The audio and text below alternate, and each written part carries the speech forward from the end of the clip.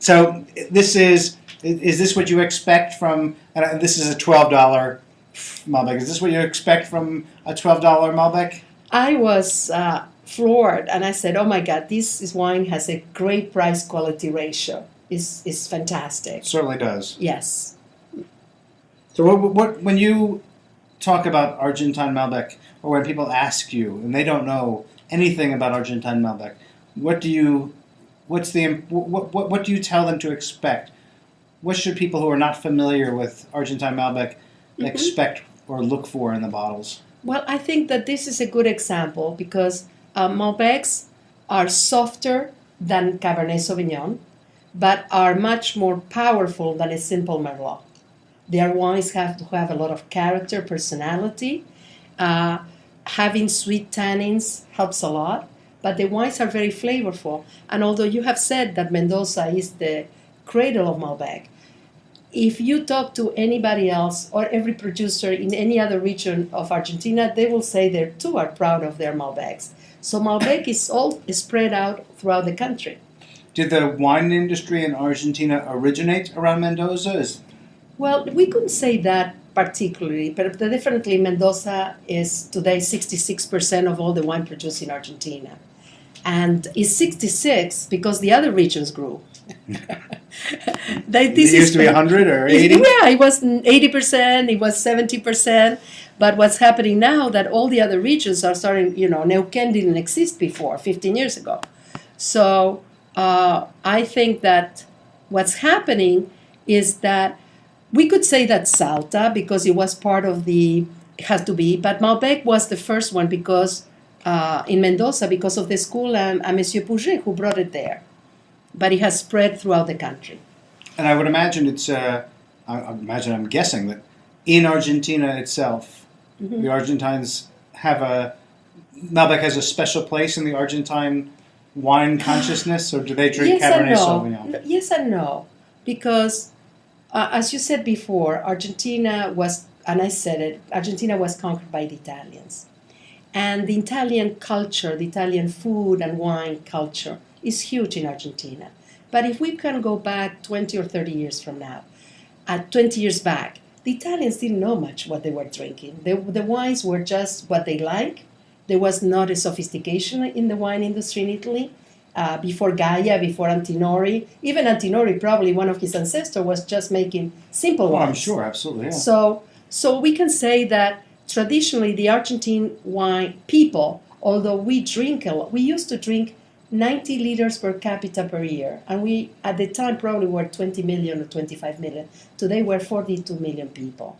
And we are drinking close to 30 liters per capita. So our drinking has gone down. It's still significant compared to the U.S. Yes, but I think that the newer generations are becoming much more sophisticated.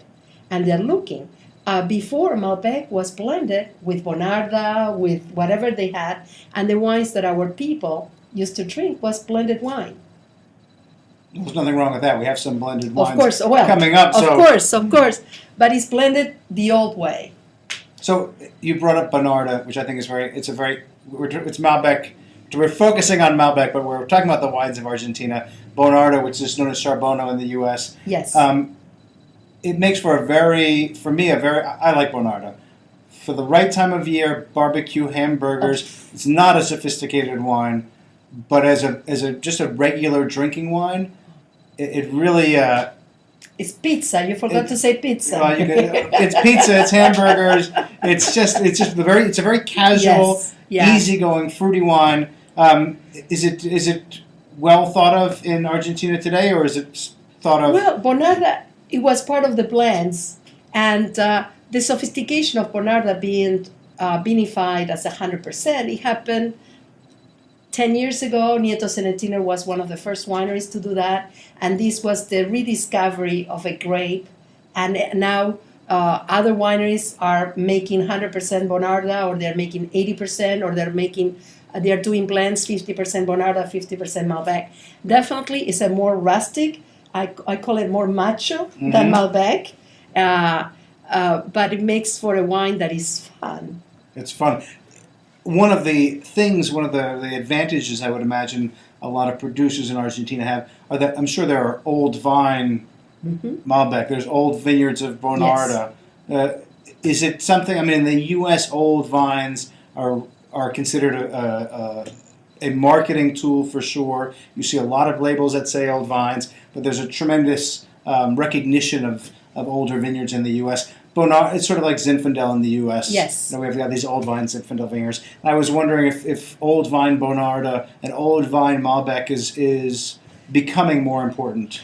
Yes, more so with I have seen more old vine Malbec than old vine Bonarda.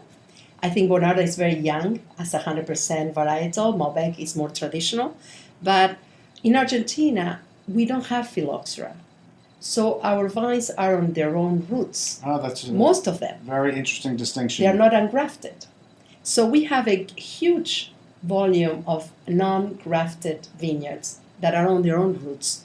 And the age can be 70, 80, 100. And that makes, so for us, because we have that, some wineries are starting to work on making special wines from single vineyards that are very old. But most of the wines that we have are made of blend of those old vineyards and not so, and younger vineyards. Okay. We're talking about blends. I have this lined up as the Dedicado next. Yes. Okay, fantastic. So this is, let's create some space here. Yes. Finca Fleischmann, Dedicado. This is a blend. Yes. Trying to remember what the blend here was. I have it. It's 85% Malbec, 10... 70. I have it differently. Because I Oh, you're looking at the label? No, I went to the website, and the website on one page said 85% Malbec, 10% Cabernet Sauvignon, 5% Syrah, and on another page with the same wine, it said 75%. I have the text sheet. Yes, the text sheet, 75%. Well, it says 70%. No, 70%. Let's take it from the text sheet. 70% Malbec, 5% Syrah, 25% Cabernet Sauvignon. And this is a big, heavy bottle. Yes. Now, this is a producer that I'm actually very familiar with because my father used to. They never made a wine. I never had a wine in a bottle this big, but my father used to buy the Finca Fleischmann, and I don't think it was just Malbec. I think it was some sort of a blend by the case. My father's an old Italian man, so he drinks a lot of wine. Well, this is a very old winery. It goes back to the 1890s, and it was a Polish guy, Sammy Fleischmann. Polish guy. A Polish guy, yes. Polish winemaker. Yes. And he settled in Mendoza? Yeah. And the winery was purchased by Sogrape, the Portuguese. Again, 15, 20. I'm a little off with my years. Time goes by awfully quickly.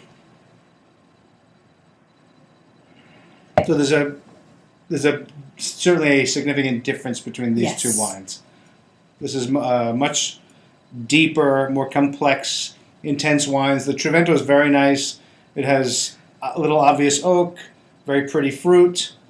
Well, something key to this wine, and Dedicado, this is one of their higher ends, is that the vineyards are planted in Uco Valley. This is a blend not only of varietals, but something that is happening very often now in Argentina or with the producers. Because there is a new understanding of the importance of terroir. So producers are buying vineyards in different areas, or they're buying fruit from different areas, and they're blending the same grape, but from Uco and from Luján. In this case, there is Uco Valley fruit and there is Maipú fruit. So this is all around Mendoza. Yes, but Uco Valley... Uco being towards the south. Yes. So in this picture, here would be Uco. And here's Mendoza. Yes, and this Uco would be the red that is transversal. And this area would be the closest to the mountains, actually in the mountains. And the altitude can reach 4,000 feet above sea level. Another characteristic of Argentina is the thermal amplitude. And we have it everywhere. Definitely wanted to